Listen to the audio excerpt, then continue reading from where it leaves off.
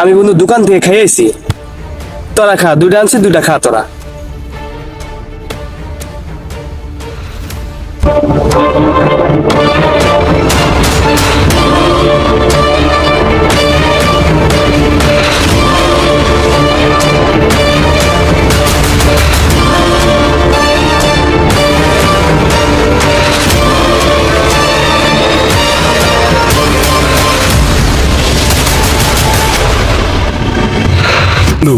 পথের কাটা তো একটা শেষ, চল ও রুটি ডান্সে খাইয়া তারপর আমরা দুজনে দুইটা দুইটা করে ভাগ করে নিয়ে চলে যাই, চল।